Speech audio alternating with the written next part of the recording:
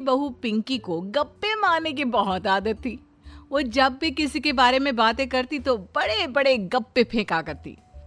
आसपास के सब लोगों को पता था कि पिंकी बहुत बड़ी गपोड़ी बाज है। लोग उसकी बात पर विश्वास नहीं किया करते थे, लेकिन हाँ, उसकी बातें सुन सुन कर हंसते बहुत थे। अरे बहू, पड़ोस वाली शर्मा जी है ना, उनकी बेटी का जन्मदिन है, तुम भी चली जाना। ठीक है मम्मी जी, ये तो बता दो गिफ्ट में लेकर क्या जाना है। अरे लेकर क्या जाना है, 250 का लिफाफा दे देना, बस काफी है। अरे मम्मी जी, अच्छा लगेगा क्या? पड़ोसी हैं हमारे, हमें कुछ बड़ा लेकर जाना चाहिए। अरे बहू, इतना काफी है। जानती हैं आप, मेरे मायके में जब पड़ोस में किसी की बर्थडे होती थी ना, तो मम्मी कुछ ना कुछ गोल्ड का ही देकर भेजती थी। पड़ोसी के बर्थडे में सोना? कैसी बातें करती हो। और नहीं तो क्या, आपकी तरह थोड़ी ना लिफाफा पकड़ा दिया। पिंकी शर्मा जी की बेटी के जन्मदिन में चली जाती है। अरे आज तो बड़ी सुंदर लग रही हो साड़ी में। जी मैं तो लहंगा पहनकर आने वाली थी, मम्मी जी नहीं मानी।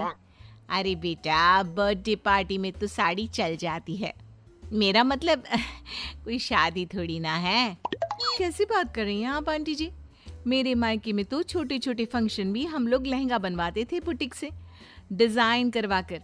चाहे पड़ोस में किसी का जन्मदिन हो, मेरी मम्मी हमेशा बुटीक से नया लहंगा डिजाइन करवाती थी।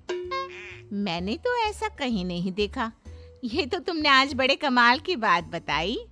अरे जाने दीजिए, कोई बात नहीं। और बताइए, आपकी बेटी नजर नहीं आ रही? अरे भाभी, मैं यहाँ हूँ, ये देखिए मेरा ड्रेस कैसा लग रहा है।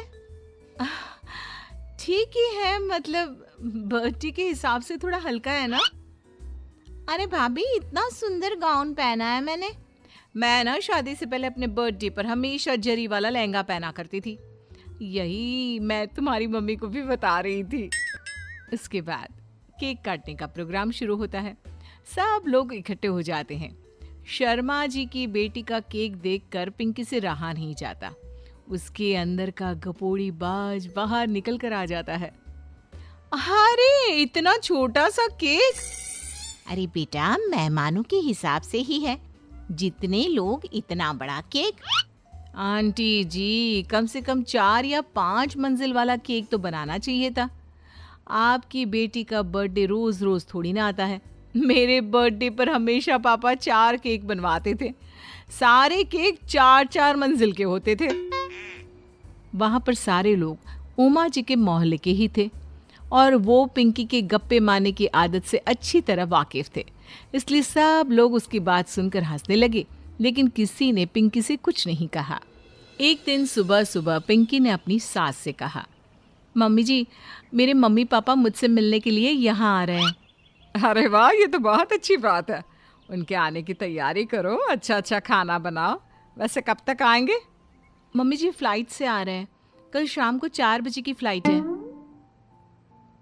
फ्लाइट? लेकिन बेटा, तेरा मायका तो यहाँ से 2 घंटे की दूरी पर है। तेरे मम्मी पापा फ्लाइट से कब से आने लगे? अरे मम्मी जी, आपको पता नहीं है, मेरे मम्मी पापा ना आधे घंटे की दूरी के लिए भी फ्लाइट का टिकट बुक करवाती है। अरे गप्पे थोड़े कम मारा करो बहू, कोई फ्लाइट से तब आएगा ना जब यहाँ पर एयरपोर्ट होगा। तुम्हारी मम्मी क्या उड़कर आएगी घर में? अरे हाँ मम्मी जी, मैं तो भूल ही गई थी। वो क्या ना, मेरे मम्मी पापा हमेशा फ्लाइट से ही ट्रैवल करते हैं, तो मेरे दिमाग से ही निकल गया था।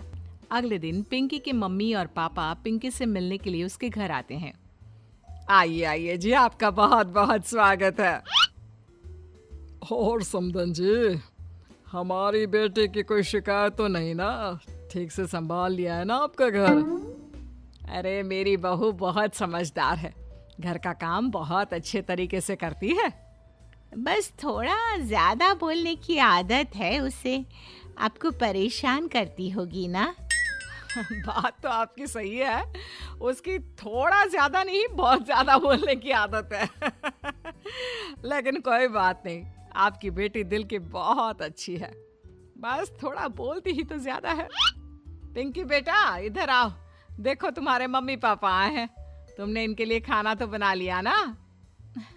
वो क्या है ना मम्मी जी, आपसे एक बात कहनी थी। हाँ हाँ बोलो बहू, क्या बात है? डरने की कोई जरूरत नहीं।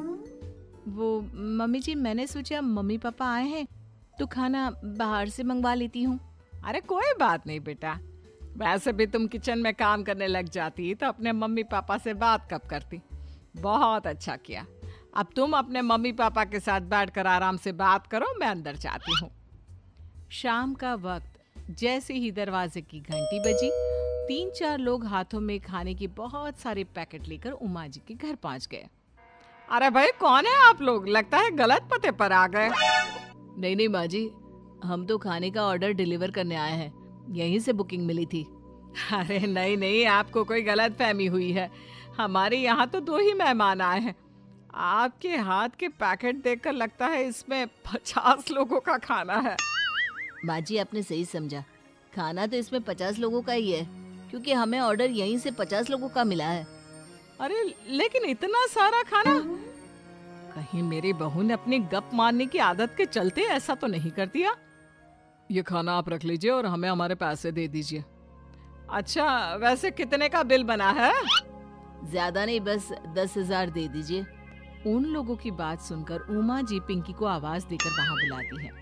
जैसे ही पिंकी वहां आती है, खुश होते हुए उन लोगों को वहां पर खाना रखने के लिए कहती है। अरे इतना सारा खाना क्यों मंगवाया बहू? अरे मम्मी जी, मैंने आपको बताया तो था, मम्मी पापा आए हैं तो मैं खाना बाहर से मंगवा रही हूँ। ये बात सही है बेटा, लेकिन 2 लोगों के लिए 50 लोगों का खाना? अरे मम्मी जी, कुछ कम पड़ जाए तो अच्छे थोड़ी ना लगता है, और मेरे मायके में तो ऐसा ही होता है, एक्स्ट्रा खाना मंगवाते हैं हम लोग। तभी पिंकी के मम्मी और पापा वहां पर आते हैं। अरे बेटा, एक्स्ट्रा खाना मंगवाने का मतलब ये थोड़ी ना होता है कि 2 लोगों के खाने के लिए 50 लोगों का खाना मंगवा लो। और बेटा, तुम्हारी गप मारने की आदत के चलते 10,000 का बिल आया है। तुम्हें नहीं लगता ये गलत है? देखो बहू, बढ़ा चढ़ाकर बातें करना अपनी जगह, लेकिन इतनी बड़ी बड़ी फेंकना भी गलत है ना। पहली बात तो इतने सारे पैसे लगे, और दूसरी बात खाना वेस्ट होगा। आप लोग ठीक कहते हैं, मैं आज के बाद अपनी इस आदत को कंट्रोल करने की कोशिश करूंगी और अब से गप थोड़ी कम मारा करूंगी। पिंकी की बात सुनकर सब लोग हंसने लगे।